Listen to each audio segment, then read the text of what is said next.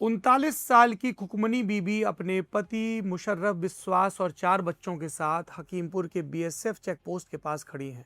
उनका कहना है वो डर की वजह से भारत छोड़कर बांग्लादेश जाना चाहती हैं। डर पुलिस, डिटेंशन सेंटर और तोड़फोड़ का।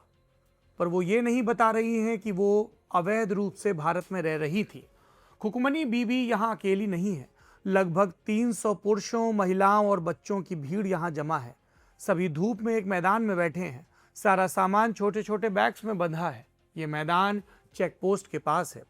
कोलकाता से लगभग 90 किलोमीटर दूर और बांग्लादेश बॉर्डर के भी पास है। ये लोग रविवार से यहाँ लगातार आ रहे हैं। उन्होंने सुना है कि हाकिमपुर बॉर्डर आउटपोस्ट से बांग्लादेश जाना मुमकिन है। पास में ही एक चाय की दुकान है। वहां टिनशेड के नीचे पुलिस अधिकारी लोगों के नाम और बांग्लादेश के पते डायरी में लिख रहे हैं। ज्यादातर लोगों के पास भारत के वैध कागजात नहीं हैं, पर ऐसे डॉक्यूमेंट्स हैं जो उन्हें बांग्लादेशी साबित करते हैं। एसआईआर अभियान खत्म हो चुका है। विधानसभा चुनाव में भाजपा जीत चुकी है। शुभेंदु अधिकारी की सरकार ने अपनी पहचानो, हटाओ और निकालो नीति के तहत डिटेंशन कैंप खुलवाने शुरू कर दिए हैं। हाकिमपुर में जमा लोगों का कहना है कि अब यहां रुकना खतरनाक है। उनका कहना है कि वो पश्चिम बंगाल में अवैध रूप से घुसे थे और अब वापस जाना चाहते हैं। 26 मई को बांग्लादेश बॉर्डर की तरफ जाने वाले लोगों का जिक्र करते हुए शुभेंदु अधिकारी ने कहा, जल्दी जल्दी भागो, नहीं तो जो करना है सरकार करेगी। इस बीच मालदा और मुर्शिदाबाद में खुले 2 डिटेंशन सेंटर्स में लोगों की संख्या बढ़कर 16 हो गई है। खुकमनी बीबी का कहना है कि वो बांग्लादेश के सतकेरा जिले की रहने वाली हैं। पिछले 5 साल से कोलकाता के पास न्यू टाउन इलाके में रह रही थी। खुकमनी कहती हैं, मेरे पति कूड़ा उठाने का काम करते थे और मैं घरों में काम करती थी। कुछ दिन पहले हमारे मकान मालिक ने हमें जाने के लिए कहा।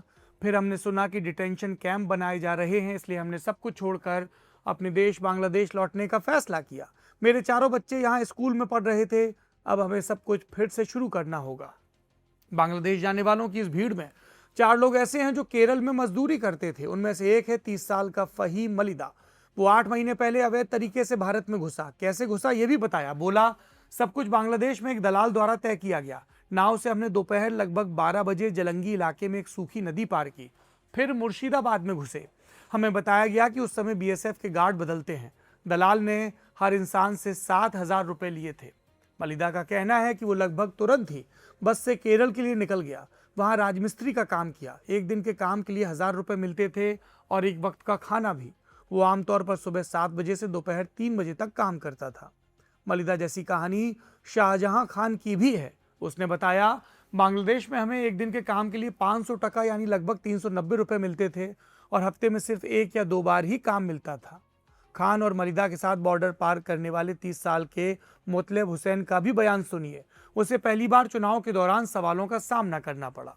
केरल में बंगाल के साथ ही मतदान हुआ। हुसैन ने बताया, मकान मालिक हमसे आधार कार्ड मांग रहे थे, वो हमारे पास था नहीं, इसलिए हमने वापस लौटने का फैसला किया।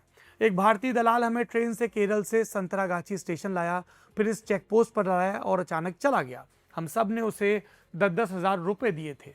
अगर हम बांग्लादेश में घुस भी जाते हैं तो हम नहीं जानते कि क्या होगा और हम अपने घर कैसे लौटेंगे। सादिक 15 साल पहले भारत आया था। कोलकाता के उल्टा डांगा की एक झुग्गी में रहता था। उसका कहना है, मेरी पत्नी और मैं कूड़ा उठाने का काम करते थे, लेकिन 3 दिन पहले पुलिस और कुछ लोगों ने हमारी झुग्गियों को तोड़ा और तब हमने यहाँ से जाने का फैसला किया। सादिक को बताया गया कि वो हकीमपुर चेक पोस्ट से पार जा सकता है। उसने कहा, एसआईआर के दौरान हमारे कुछ पड़ोसियों ने इसी रास्ते का इस्तेमाल किया। हमने सुना है कि पुलिस हमारा पीछा करेगी और हमें डिटेंशन सेंटर में डालेगी। हम अपने बच्चों के साथ इस उत्पीड़न से नहीं गुजरना चाहते, डरे हुए हैं। सादिक बांग्लादेश के सतखेरा जिले का रहने वाला है। 45 साल की अलिया बीबी और उसके 50 साल के पति अब्दुल हसन का बयान सुनिए। वो कहता है कि वो और उनके 2 बच्चे पिछले 15 साल से न्यू टाउन में रह रहे थे। अलिया ने कहा, मेरे पति वैन रिक्शा चलाते थे, मैं घरों में काम करती थी। एसआईआर के दौरान हम यहाँ से नहीं गए। हालांकि हमारे पास वोटर कार्ड या आधार कार्ड नहीं है, लेकिन अब एक नई सरकार है और मैंने सुना है कि वो हमें डिटेंशन सेंटर में डाल देंगे। हमारे मकान मालिक ने भी कहा कि हम यहाँ नहीं रह सकते। यहाँ बसने के बाद बच्चों के साथ वापस जाना आसान नहीं है, पर हमारे पास कोई दूसरा रास्ता भी नहीं है। चेकपोस्ट के पास चाय की दुकान चलाने वाले वरुण दास का कहना है कि एसआईआर के दौरान उन्होंने इस इलाके से बांग्लादेशियों को वापस जाते देखा था और अब इस रविवार से यह सिलसिला फिर शुरू हो गया। बीएसएफ के जवानों ने क्या किया, सड़क पर बैरिकेडिंग कर दी है। वो वहां से गुजरने वाले वाहनों, ई रिक्शा, कारों और मोटरसाइकिलों की सावधानी पूर्वक जांच कर रहे हैं। भारी पुलिस बल भी नजर रखे हैं। इससे पहले वैध कागजात और पासपोर्ट वाले बहुत कम लोग इस चौकी से बांग्लादेश जाते थे, लेकिन पिछले साल नवंबर में एसआईआर के दौरान पहली बार ये स्थिति बदली और सैकड़ों लोगों ने यहां से सीमा पार की। नाम न छापने की शर्त पर बीएसएफ अधिकारियों ने बताया कि हर किसी की बायोमेट्रिक जांच की जा रही है। यदि अपराध या आतंक का कोई शक होता है तो पुलिस को सौंपा जाता है। अर्धसैनिक बल अब तक सीमा पार करने वाले लोगों की संख्या को लेकर कुछ स्पष्ट रूप से कहने से बच रहे हैं। एक वरिष्ठ बीएसएफ ऑफिसर ने कहा कि हम सही डॉक्यूमेंटेशन, बायोमेट्रिक और जांच के बाद लोगों को जाने दे रहे हैं। उनके पास वैध भारतीय कागजात नहीं है, लेकिन वो बांग्लादेश में अपने मकान के कागजात दिखा रहे हैं। आपने विस्तार से इस खबर को सुना। अब हम रुक कर रहे हैं बंगाल के अपने रिपोर्टर रविक भट्टाचार्य का, जिन्होंने इस चेक पोस्ट पर जाकर ये तमाम बयान दर्ज किए। तो ये हकीमपुर में जब हम लोग गए आज, वहां देखा गया था कि रास्ते के दोनों तरफ में बोरिया बिस्तर लेके मर्द औरत बच्चे लाइन लगा के खड़े हुए हैं कि कब बीएसएफ अलाउ कर देगा उनको कि हम लोग बॉर्डर के उस पार चले जाएं। आपने अवैध घुसपैठ कर हिंदुस्तान में रह रहे और अब भाग रहे लोगों की कहानी सुनी। आपने हमारे रिपोर्टर रविक भट्टाचार्य को सुना। अब रुख करते हैं बंगाल से दिल्ली का, क्योंकि केंद्र की नरेंद्र मोदी सरकार ने भी इस समस्या से निपटने के लिए एक और अहम फैसला किया है।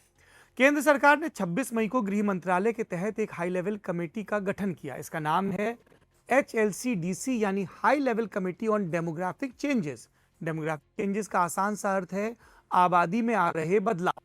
इस कमेटी को मुख्यतः 3 काम दिए गए हैं: आबादी के स्तर पर देश भर में हो रहे अजीब और अस्वाभाविक बदलावों की जांच, वैज्ञानिक तरीकों से इन बदलावों के स्वरूप, कारणों और नतीजों का अध्ययन, और सरकार को इस मामले में जरूरी नीतिगत, प्रशासनिक और कानूनी कदम उठाने की सलाह देना। सुप्रीम कोर्ट के रिटायर्ड जज जस्टिस प्रकाश प्रभाकर नावलेकर इस कमेटी के अध्यक्ष होंगे। इसके अलावा बाकी मेंबर्स के नाम सुनिए। देश के जनगणना आयुक्त यानी सेंसस कमिश्नर इस वक्त मृत्युंजय कुमार हैं। उत्तर प्रदेश के पूर्व मुख्य सचिव Durga Shankar Mishra, police research headquarter के पूर्व प्रमुख बालाजी श्रीवास्तव, मशहूर अर्थशास्त्री डॉक्टर शमिका रवि।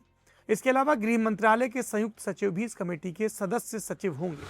नोटिफिकेशन में कहा गया है कि ये कमेटी लोकल स्तर पर पंचायतों और नगर निगमों, सुरक्षा एजेंसियों, सामाजिक संगठनों और शैक्षणिक संस्थानों से भी सलाह ले सकती है।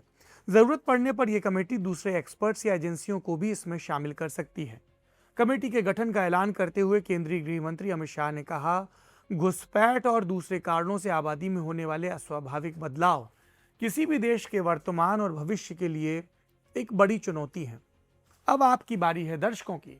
आपको क्या लगता है, घुसपैठियों की शिनाख्त किस तरह से की जानी चाहिए? सरकार को कितने अधिकार मिलने चाहिए? कानूनी प्रक्रिया में किस तरह के बदलाव होने चाहिए? अपनी राय से हमें जरूर अवगत करवाएं।